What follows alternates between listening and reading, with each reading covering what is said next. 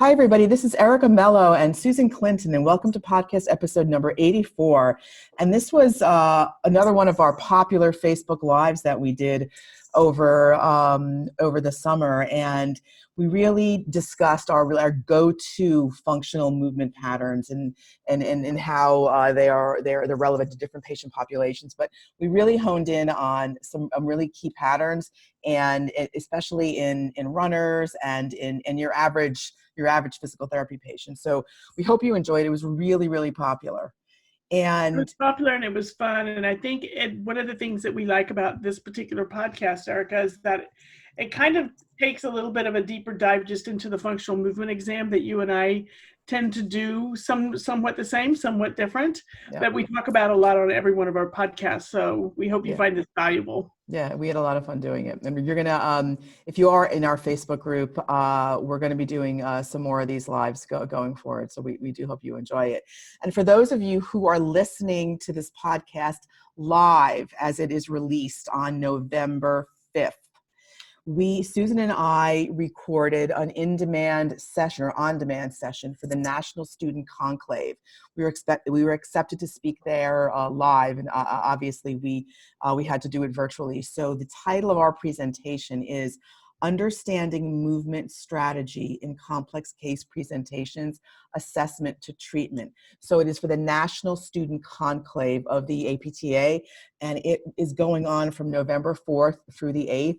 So if you go onto their website, there's a big drop-down menu with all of the on-demand sessions, and we are there. So it's about an hour, right? A little over an hour, Susan, I think we recorded. I think so. And my understanding is for those who register for National Student Conclave, the recordings will be available for some time after the meeting, as they have been for the next conference and for the other conferences that have been going on. They're making the recordings available for people to go back in and get if they weren't unable to attend and listen to it that day. So perfect. Sounds great. We hope you enjoyed, everybody. Bye.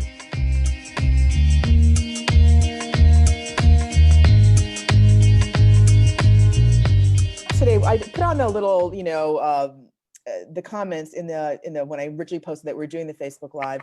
We didn't really have a specific topic, and we were going to get have some questions come in, and somebody had asked me this a while ago. So because we've done the knee and the thorax and the foot and neural tension, and I thought that this question was really interesting, and it was, what are some typical movement patterns that we assess? And I was like, that was an interesting question, because everybody is talking about functional movement and looking at, different patterns. And there are certain patterns that I look at depending on the patient population. So I'll just start off, Susan, and then you can, she'll take it from there. Sounds good.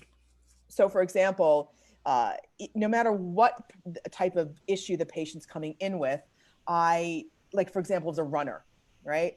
I always look at thoracic rotation in a runner. I don't care if they have foot pain, because it's important, because you run. And a lot of people, really run sort of very efficiently for them, where they don't have a lot of rotation, and that works for them. But nonetheless, I still look at rotation in the seated trunk rotation, because I've seen in the past that I've had a lot of patients, for example, who've had foot pain and who've had their foot treated, but they really weren't 100%. They still had some issues running, and it literally came down to their lack of or asymmetrical rotation to one side, and they were offloading a painful foot. So for me, it's a typical, that pattern is, thoracic rotation in sitting. I guess you could look at it in standing, but I don't, to be honest. I mean, I do sometimes, but that's definitely in runners. I will also look at, in running, a one-legged standing, because running is one-legged, and that is hard sometimes to assess, because you have to sort of I marry my body to their body, so I'm kind of over on whatever side they're standing on, and I'm looking, and that's a skill set that you just learn with practice. If I don't see anything in a one-legged standing, I'll maybe do a teeny one-legged squat, or I'll just have them just take a step forward, do a step forward and then take a step backwards. And I'll watch them run, but I don't watch them run in the first session unless if they brought their shoes and and it's been prepped. But those are typical, sort of the one-legged standing and the thoracic rotation. Those are the ones I definitely look at. And then if I'm not finding anything else, I'll maybe do a walking lunge.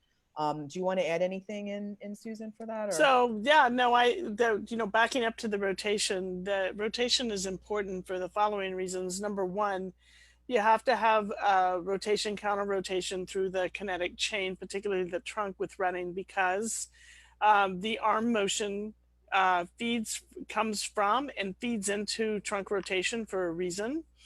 And one of those reasons is that is the way that you can power the pectoralis major to lift the rib cage. Because with running, you have to hyperventilate. That you have to ventilate more. This is not quiet walking or, doing that kind of stuff. Running is effort. And it needs to have the oxygen effort to go with it. And so the intercostals can only do so much, the diaphragm can only do so much, and the pectoralis minor is sitting right on the top of the rib cage. And so you get mechanical loading, you get, as the arm goes back, you get the stretch, right, like the load, and then as it comes forward you get the explode while the other one is loading. And so you get that nice pull on the rib cage, and it's one side at a time, and that's accomplished by rotation. Yep. So who's to say does rotation, is it set up in the spine or is it set up in the arms? Doesn't really matter to me. It has to occur. And if you have a spine that's not rotating well for whatever thousands of reasons that could be, that could really interfere with their ability to run well, or maybe even their wind, like their endurance with running and things like that. It could also maybe overload, the lower chain. And they could probably get by with that for years until one day that one pattern that they have is symptomatic. Now they've got to change and their system doesn't know how. So, taking them into that and getting, that going, I think is really important to look at. So I love that, first of all, because anybody who knows me knows rotation is king. We were having a discussion about this in the Birth Healing Summit on their Facebook Live earlier today. And I was just going back to it saying, we have to rotate. We just have to. It's a transverse plane. The transverse plane motion is one of the cardinal planes of motion, and it's the first one that's lost. And although, running is a sagittal plane event, there's rotation inherent within it. And so if we lose the rotation, then all we're getting is sagittal plane motion. And the system's not set up for that. It's set up for both. We want to go ahead. Yeah, we want to move ahead, but we also want to have the rotation going, because that's how we get that leg reaching out longer.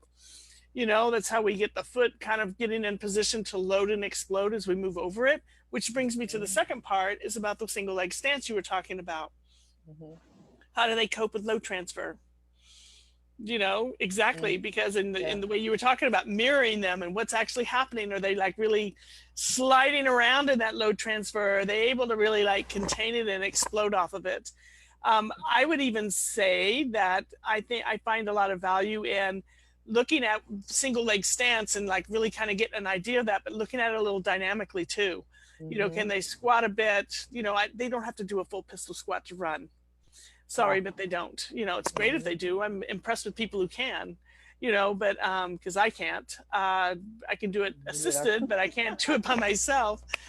But the idea is that I like to look at taking that single leg stance into a hopping on one leg, so you can think about, skipping a way to kind of begin to, if somebody can't run full out, skipping. Can they start to do some assisted skipping? Can they start to do some unweighted skipping, holding on to, a heavy band and, just kind of just doing some up and down bouncing and just kind of getting that whole thing back in can be quite helpful too. So I love both of those together, because you have to have both of those. Yeah, if you think about it, when you skip, you're using your arms. You need momentum. How are you going to get momentum when you run if you're like this? And there are a lot of people who run like this, but they're, I believe, over recruiting something lower down. Or it also, you're the breath expert, but you can't breathe efficiently when you have when you're running with a very rigid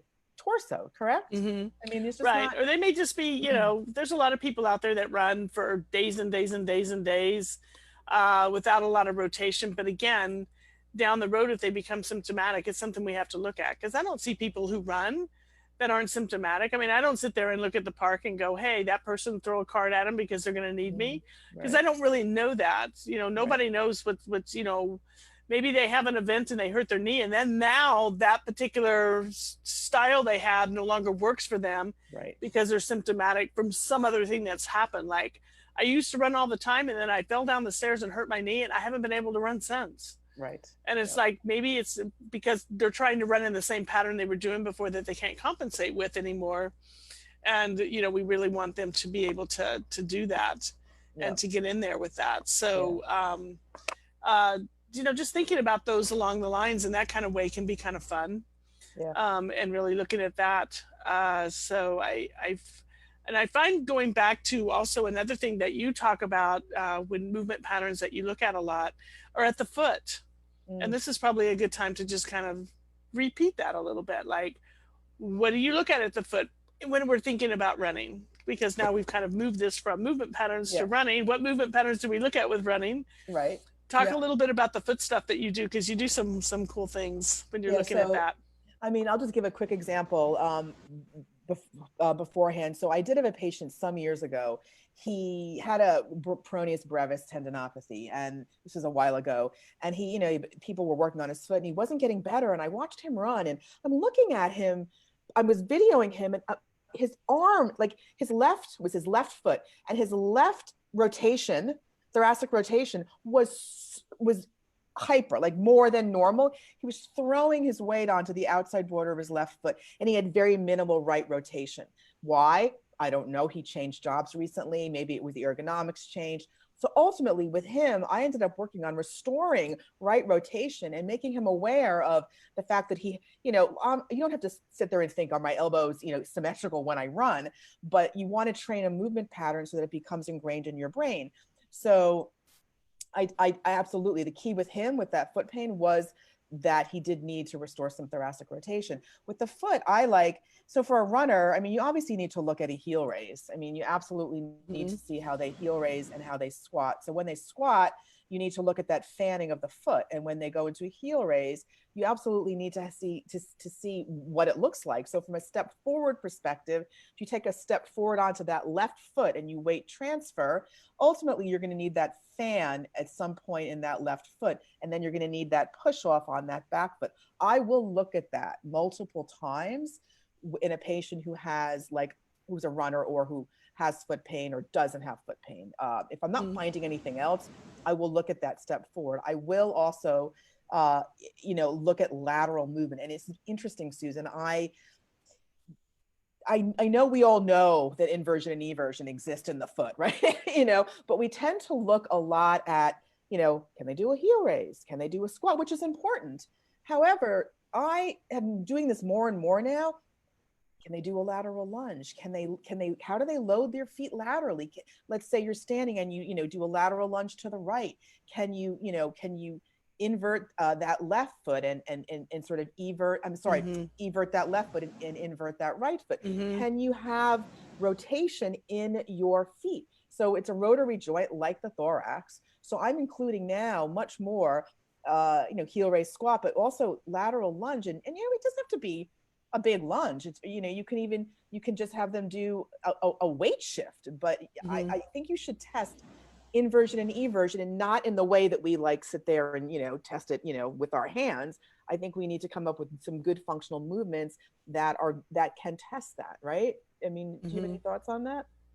Yeah, I do. And it's going to go back to that mechanical loading piece again, too, as well as that neurological kind of connection. The mechanical piece is that, the rotary piece of the foot. I think in running more than ever, we need to be sure that because some feet are a little bit more rigid, some feet are not as rigid. That doesn't really matter to me as much, but being able to move through the range of motion that they do have is important. So they need to rotate into that pronated or inverted type of posture, whichever definition you're going to use, because that's how they get the eccentric loading for the exploding. Mhm. And they can't get that otherwise if they don't allow that to happen. So if they're running on the outside borders of their feet, the shock attenuation is going to change. Yes, And definitely. it's so, and again, how long can they cope with that? Maybe their whole life, maybe not. But then something happens and all of a sudden they can't cope with the lack of shock attenuation. Mhm. Maybe they have a baby and all of a sudden that lack of shock attenuation becomes, more prevalent and they start leaking or something because the shock, they're not able to mitigate the shock as well. Or like you talk about, they maybe they've lost thoracic rotation and sometimes they can regain that by bringing that back in. But looking at the two ends together, I think is really important. That's where I was going to get into the neurological part, is that what's driving what, is the spring in our step coming from the ability to a little hyper respirate a bit and really get into the run? Mhm. Or are we trying to be too relaxed in our run that we're just kind of not really revving the engine up to do it? And that it just maybe means on what kind of running are we doing? Are we looking at a marathon versus a short-term runner, Right. a runner that maybe isn't running, but 1 or 2 Ks or 5 Ks versus, because there's strategies for endurance conservation and marathon running that doesn't occur in sprint running. Yep. So we're two ends of the spectrum, and most of our people are somewhere in between. Mhm. So in a marathon runner, you definitely, I think, in my humble opinion, I think you need good rotation and you need good mobility in the joints for the ability to kind of have the shock attenuation because of the long endurance that they have with the Yeah. activity. Whereas sprinters can get away with a little bit less shock attenuation and a Mm. lot more power, Right. So we're looking at two ends of the spectrum here and Yeah. kind of trying to figure it out and what's going to work the best. And then, Yeah. of course, then there's all the body types in between and who's Yeah. trying to do what. But Yeah. And I often ask the patients, and going back to the original question, the movement patterns, if let's say they're a runner, where is it with your left leg forward or left leg backward? And I really have them focus. Runners are focused on running. I mean, it's like golfers. They get it. Like they are so in tune with their running. And sometimes it doesn't manifest as pain. It may manifest as decreased performance. Their times go down. They feel tired. They're fatigued. They're breathing more. Their energy expended. It doesn't have to be pain. And a lot of times it is, but the higher you get in the sport, you're going to have other performance issues, efficiency issues that need to get addressed, and that may not be at the forefront of their brain. mm, So, I often ask, especially with runners, that particular question with mhm, the loading, and I mean, ultimately, with the foot, I do. I mean, with a runner, you're looking at the foot. I mean, mhm, it's in the diagnostics. You have to do that, whether it's the driver or not. You have to. They're runners. I mean, you have to look at the foot, mhm, and I've definitely incorporated much more side to side mobility in the evaluation, just because I think that often gets missed, initially. And, and, mhm, and because lateral, like lunges, side lunges, lateral lunges are really hard for the feet in general, that if there's some sort of deficiency or dysfunction there, it's nice to know up front, because especially with the runner, if you're designing an exercise program and they're doing lateral movement and you haven't assessed that at the beginning, that could actually make them worse. So you almost need to take them down a little bit, a notch, because a lot of people just want to go run and they don't necessarily want to do the building blocks to running. And I don't think that that's smart, because people will go back too soon and they'll injure themselves. well, So that, people are going to go back to the movement pattern of choice, which is the one that's more ingrained. yeah. And if they're symptomatic with that ingrained pattern, it's not that that pattern's a bad pattern, it's just that it's become symptomatic for them. Yeah. Yeah. So, looking at those kinds of things can be really inherent in helping them change. And I like the idea of the side lunges and side swipes and, even braided walking and, Yeah. moving and Yes. hopping back and forth that way, mainly because it takes them out of pattern and it helps the feet return to being the rudders, Mm-hmm. of the motion again. Mm-hmm. because it challenges the foot in a different way. And so that begins to challenge up the kinetic chain in a different way. And it's not that they're going to be running sideways, but it does help them build variance in their ingrained patterns so that perhaps they will become less symptomatic with their pattern instead of more symptomatic, because again, we're not seeing them unless they're symptomatic. Yeah, totally. And You even know, I have them also just run backwards, just backpedal. mm-hmm. Basketball players do Yeah, it all the time. yep. They have to. They have to run backwards. Mm-hmm. Runners, like marathon runners, don't need to run backwards, don't need to run sideways, but you need to train that. And that's a movement pattern. Like if it's a basketball player, you're looking at them running backwards. You have Mm-hmm. to. You have to. And that's a tough, that, for example, is hard to assess. You can look at it. You can certainly look at it and then maybe find your driver or find your cause in another movement pattern, maybe like a one-legged stance, maybe like a little one-legged squat, and see if when you treat that backwards walking looks better or that backwards running looks better. So those are the ones that I pretty much look at for running. I mean, there's a lot, but the rotation's a big one, Mm-hmm. I think. So the other question was, for example, with sitting. So this person asked, Yeah, hang on just a second. Just for everybody watching, we're talking about movement patterns. And we kind of just launched into running and what movement patterns we look at with running. So if you all have any questions, shout out to Annie and Lindsay for writing in. Hello, ladies. And if you have any questions, or feel free to type them in. But go ahead, Erica. Okay, looking at sitting. Yes. So looking at, I don't see the on my phone. Looking at sitting. So, obviously you'd say they have come in low back pain with sitting. I mean, I'll look at sitting, obviously. How do you get to a seated posture? You squat. You have to look at them squat. I look at a forward bend. That's your fave. I look at them bending forward. I look at them slumping. I look at them sitting. Those are the three obvious ones that I look at. If someone, for example, has neck pain with sitting, I actually will look at head rotation, but the basic ones for me would be like getting to a seated position. Like I'll put the chair, and most people don't know how to squat properly. I literally have to put a chair behind them and say, can you show me how you're going to sit in this chair, but don't actually sit.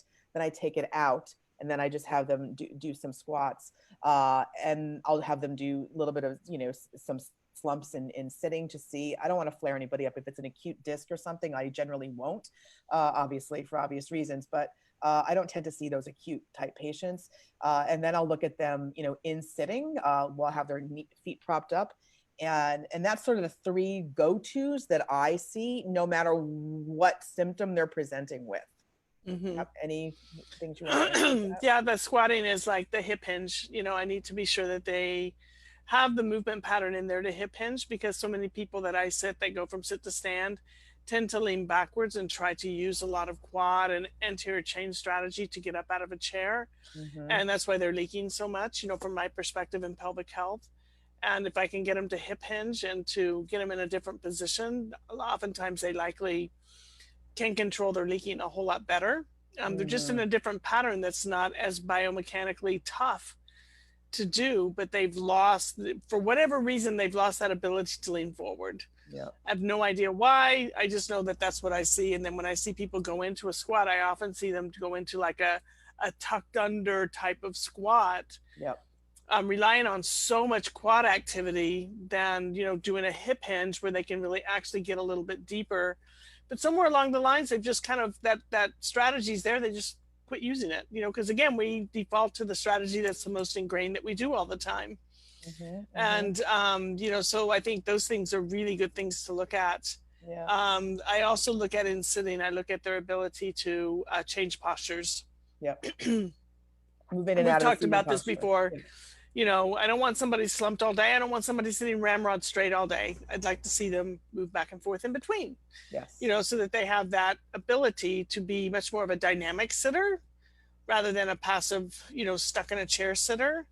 And, being able to get up and down from the chair with ease is going to be more motivational for people to move out of the seated posture than it is if they have a hard time getting up. They're probably not going to get up as often. And I know I see this so much, and I just think it's so antithetical. If they get up more, it wouldn't be so hard. But when you're in it and you can't do it, it becomes so non-motivating to do.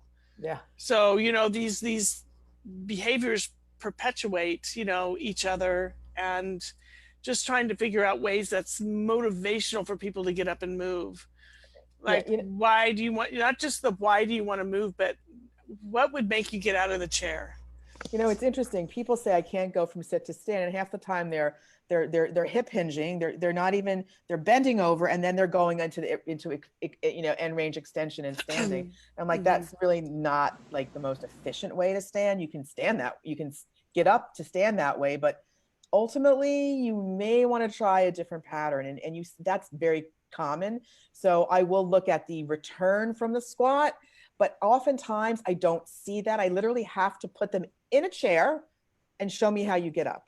And they're either doing this or they're doing that, or, which is what I see more of, is the backwards one. Yes. So Lindsay's asking, do you find that in sit to stand prostatectomy patients, with prostatectomy patients, we should assess hip hinging? My answer, Lindsay, is absolutely. I find that people post prostatectomy have an overprotective quality to the whole pelvis area, and rightly so. I'm sure the brain has completely freaked out about everything that's happened, and now they're kind of in that post deal. I find that you can get more variance and the ability of the pelvic floor to recruit from a longer to a shorter position by taking them down into a hip hinge. And I definitely look at that. I look at their hip range of motion, their back range of motion, and the ability for the pelvis and the hips to move opposite of each other. And, in the back, so that if they flex their hip, their back doesn't automatically go into flexion too, that they're able to, kind of come into more of a little extension as they drop into that squat, and work on those kinds of things, because then you're looking at that pelvic floor lengthening as they go into that deeper hip hinge. And then as they go to stand up, that pelvic floor is going to be in a better position to recruit.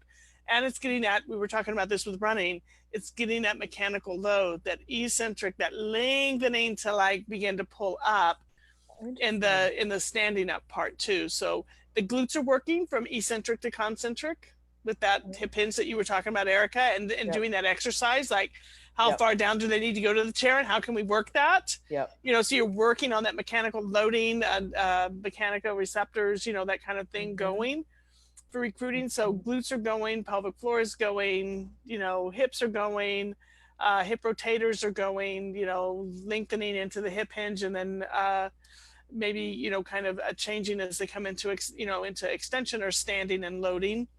Do you often have them change? I think that's super important. Yeah. Do you often have them change, just hold for a second for the leaking.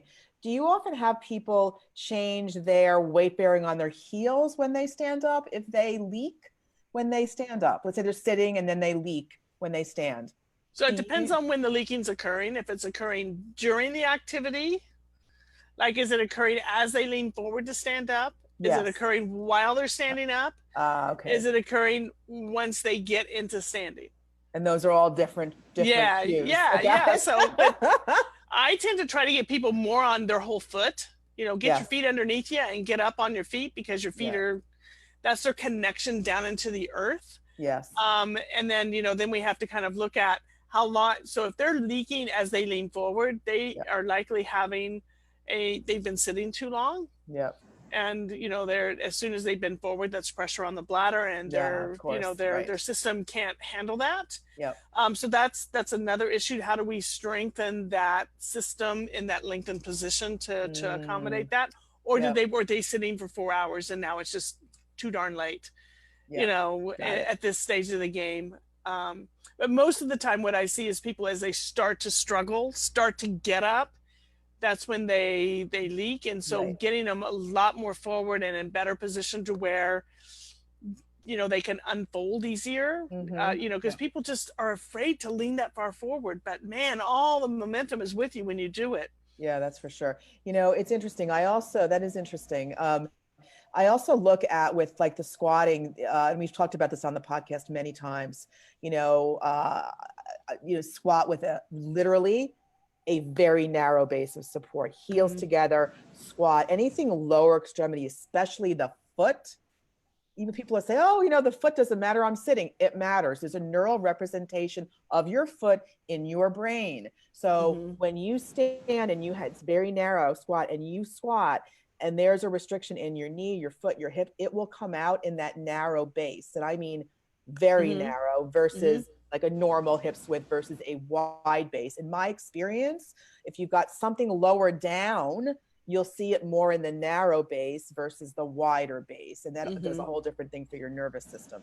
So I'm doing a lot more of the wide based, narrow based squat. And also I'm having people play per your answer on the weight bearing, I'm having them people stand, squat on their heel, squat, just play with their foot position. I mean, yes, if they have back pain, I may not do, the forward on the heels, back on the heels squatting, but I will definitely look at narrow versus wide base of support with squatting for sure. And often what I see in like a slump, I mean, a slump for me is not, honestly, I know we learned it in school as a neural tension test. I don't use it for neural tension. I want to see what they look like. It's a mobility test for me. Can you sink into that hip? What happens when you're driving? Someone has a problem driving. That's a movement pattern I'm going to look at. I'm going to look at them in that slump position with their arms up. So we talked about this on one of the podcasts where, if you're looking at someone who has low back pain driving and you're not looking at an arm lift, you're missing at least 50% of the picture. So right, yes, because the neural tension piece, does carry through with that. So it is a mobility test, but it also tests the mobility in different positions and in different postures, which is really important because they may be able to extend their knee, but they can't raise their arms and extend their knee, then there's a problem. Right. Or they may be able to bring their back up straight, but then they can't extend their knee. And is it because of neural tension, or is it because they don't have the range of motion? Yes, for whatever reason, exactly. So, exactly. So if someone has a problem sitting, okay, where is it? Is it the office, or is it driving, or is it both? Generally both. But you've got that extra piece in driving with that leg extension. And what I'll also test, I'm learning this more recently, is especially in the summer, when you've got the arm hanging out the window, or you've got the arm on the console, I will look at, once again, thoracic rotation in the sitting position, because and I don't drive that much. I don't own a car, but I guarantee you I drive how I will sit. I'm like this. You can't see your blind spots if you can't rotate. Exactly. Well, exactly. So the rotation is in answer to the original question, the rotation is a huge piece, no matter, what body part hurts or who the person is sitting in front of you. It's just that integral piece in between the upper and the lower extremity, and it links neurally and if you want to say fascial, whatever you want to call it, there's a neural link between your foot and your head.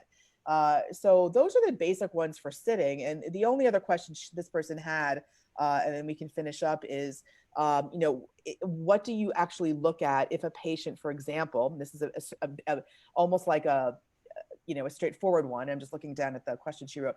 If I have shoulder pain when I raise my arm, well, you look at them raising their arm, right? I mean, that's pretty obvious, right? So, however, sometimes you can't see a lot or feel a lot. I will look at that, but if it's an upper extremity, and we were talking about this before we went on live, neural tension, you're looking at neural tension, right? You're looking at median radial nerve, any upper quarter one. I do that. Right. And you're also looking at movement patterns that may have served them for a while, but no longer serve them for whatever reason, either they've lost their ability to compensate in that pattern and now they're symptomatic, or they've had an injury, or something has, gone wrong, or they've stiffened up over time and now they're having a different movement pattern that has caused symptoms. Some of the other things I look at is thoracic extension. Because oftentimes, if you slump, you can't get your arm up as much, but, so we look at, some thoracic extension. I also like to look at head side bending and rotation to the same side. Because generally when we're raising our arm up, we're also looking up. Yes. And so I Yes. want that whole mechanism. I want to look at that and really see, is it because the eyes aren't going where they need to go, that they're over rotating the head and that's caused, or what's happening? Are they Mhm. having to do that to really jump in and actually do a little bit more? So to me, the eyes, the head, upper cervical spine, CT junction, Mhm. and thoracic spine extension are going to be important. But then now if we think about that, then we got to think about the pelvis, because the latissimus is going to be hooked from, Yes. the Yes. inferior aspect of the humerus down Yep. onto the opposite pelvis. Yes. Thoracolumbar And fascia. Yep. so what's the pelvis doing? So if the trunk is rotating, and going with the arm and the head and everything is going here, how are we balancing it down here You're counter on the rotating, opposite right? pelvis? Yeah. And then that goes into the foot. Yeah, So totally. are they lifting, are they reaching and sitting in the car Yes. or at work, or are they reaching and, doing it and standing, or are they on a ladder? Talk about Yes. narrow base of support when you were talking about that, which I love, Mm-hmm. is what about somebody who needs to bend, lift, twist, and raise their arm up on a ladder? In standing, exactly. You're Which not is having them which sit on is the plinth all and of do our this. people that are doing, carpentry and Yes. electricians and painters and everybody. Mm-hmm. Mm-hmm. There's things that we do up on the ladder, even if we're just painting. Yep. How are we coping with the load transfer and with the rotation and our lack of rotation because there's fear? Mm-hmm. As a matter of fact, I don't wasn't want it to one? fall off this ladder, so I'm going to be really super still. Right, and right, we're gonna grip, and it was one of the podcasts. It was for your patient. He Right. was, or she was Mhm. painter, and it was the Yeah, whole she was standing doing their home home repairs. improvement. Right. That's Yep. right. And you looked at the standing posture because it was the base of support was Mm-hmm. an issue. So ultimately, with the movement patterns, yes, you're gonna do an Had obvious leg one. pain. Yeah, but Yes, we looked at that whole series of movements movements, from the right, slump tests that we just talked about all the way through the whole pattern of rotation into the upper, and how she was coping with load transfer with that. And that's where we found where she was falling apart or spending hours upon hours. And I said, when you're in this right, position, this is a position that hurts. right, And how long do you exactly, stay there? Until I'm through with how many hours of painting I do. So right. Yes, she yes. was a confronter, and she was going to That's right. confront it no matter what. And Yes. but I had, once we convinced, a way to kind of like, you got to come, she had to bargain with her to come down off the ladder and move it over and go back up. Nobody wants to do that. They just want to finish the job. But this job had been going on for 9 months. Yes, They yes, decided to yes, do yes. this for their whole house. And it was like, this is not serving you anymore. And in fact, Yeah. now it's keeping you from doing the thing you want to do, which is go walking with your kids. Yes. Yeah. So Yeah. she just had to kind of begin to understand that if I can change this position a bit, I won't have pain when I'm doing this painting, or not nearly like what I was having. And then she was able to go back and do some of those other activities again. And the change in her was dramatic. I know. And I think, It was, I don't usually see change that fast, but with her, it was absolutely dramatic. But it yeah. had to be, I had to get her into the position. I looked at the movement patterns in isolation, then I started combining them like you were talking about. Okay, now we're doing the slump with the arms up, Yeah. and then it, kind of got her up onto like, show me. I need to see what you're doing. Yeah. And we were able to kind of figure that out from there. So Yeah. I'll look and see what podcast number that was and just post it in the comments, because that Yeah. would be an interesting one for people to Mhm. listen to. I also, I do look at rotation, because if they're limited in their trunk rotation, even with an arm lift, if they're going all the way over, then they're limited at the end.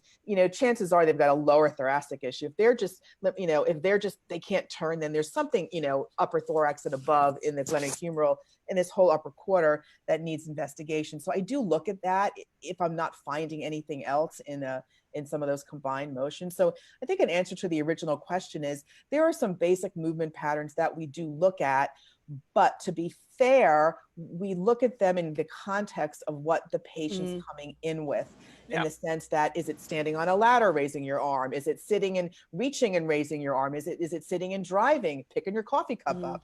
Is it when you are sitting and you have to just sit it for a long period of time, and then all of a sudden you move your arm? So I think that, or just sitting and looking down and you have arm pain, so it's really in the context of their overall story. And we ask, I think in this particular podcast was released today, was one of my patients, I mean, her subjective took almost an hour. So it was asking probing questions about what was bothering him. But you want to be able to, you can pick out movement patterns and then adjust as needed. So, you know, and I think that's the fun. That's the beauty of what we do, because everybody is so dynamic. And who wants to look at this all day? You know, I mean, we can, but you know, ultimately it needs to be in the context of the person's, you know, meaningful position. And there are times when I've had to literally get patients into positions that you would never think of, like lying, you know, like I had a patient, for example, he said, when I'm sleeping, that's when I feel it. That's it. Sleeping. Got him in the sleeping position, put in whatever pillows he needed, put whatever, I turned the lights off. I mean, mimic the environment as best as you can. And I think that's really the ultimate sort of answer in a way, you know, mimic the environment with basic, you know, functional movement patterns. Anything else? That's it.